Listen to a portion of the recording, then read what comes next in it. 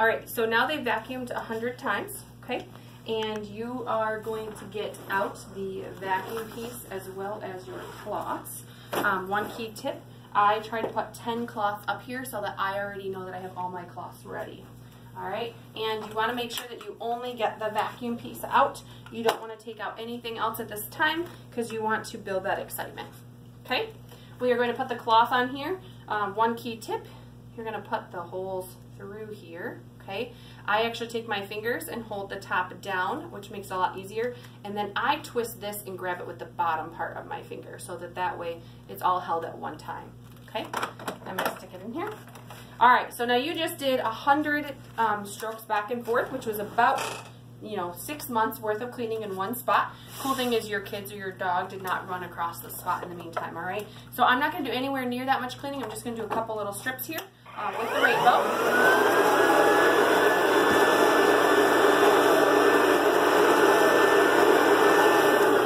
Okay, and then I'm going to show you.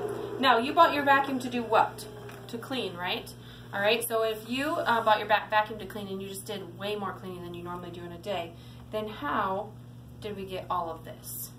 Okay, make sure that when you take this off, you don't pull it this direction, it will dump it back in the thing. But here, obviously I don't have as much dirt on here. We're in the office and I use the rainbow on a regular basis, okay? I tried to make the floor a little dirtier there, but it didn't quite work.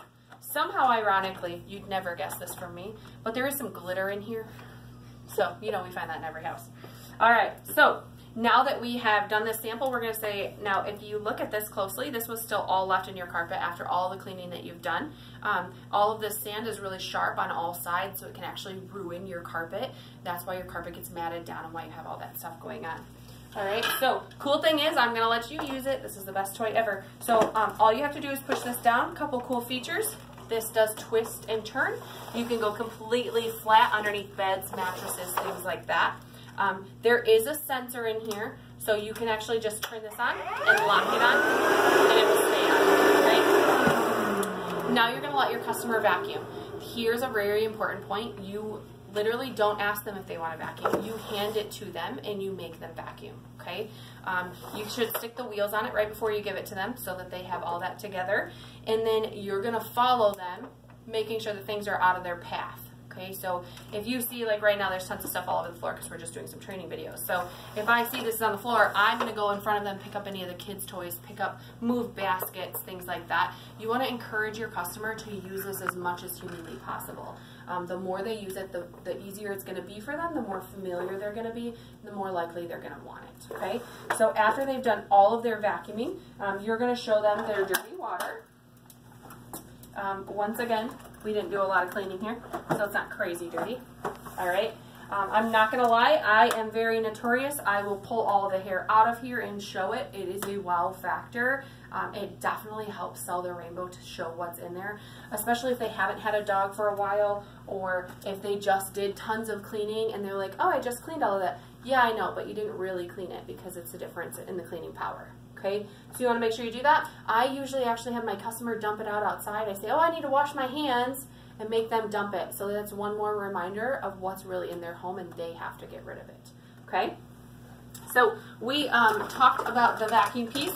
I kind of move my book around wherever it needs to be for whatever I'm doing.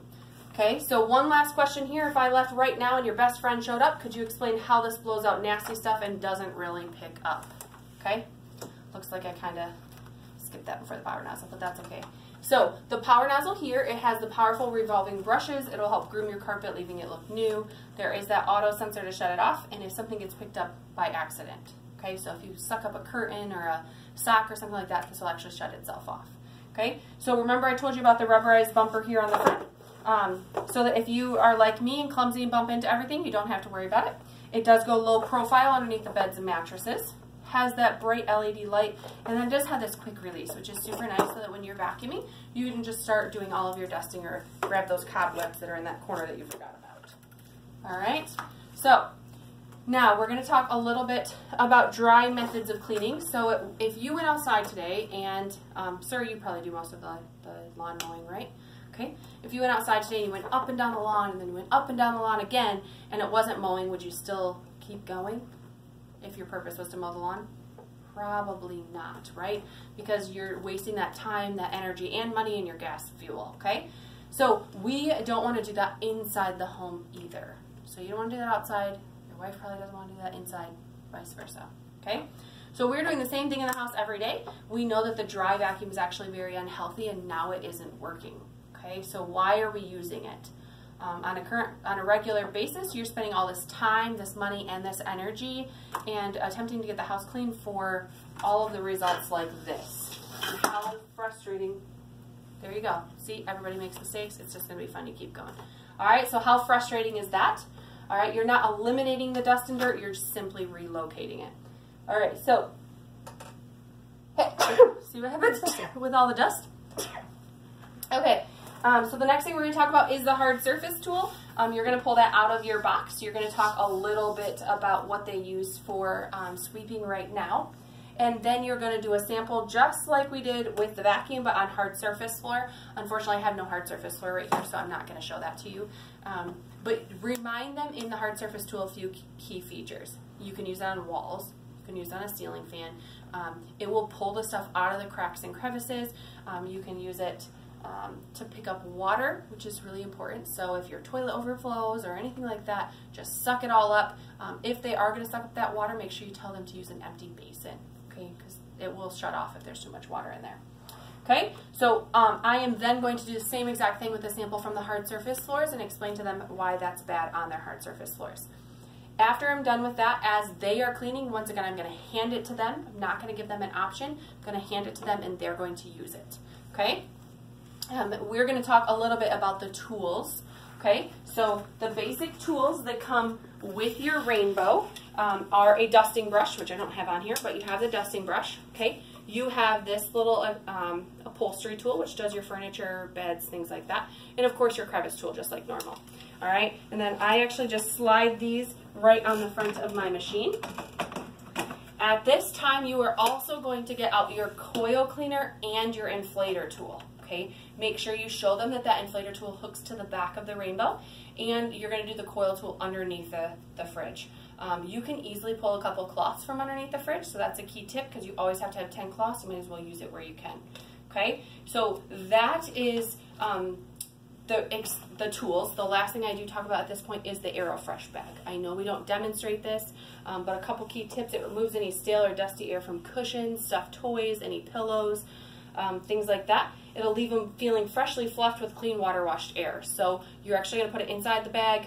If you're describing it to them, you put them inside the bag. It'll actually suck it completely flat, pull all that stuff out, and then you can put that hose on the back and inflate it back up.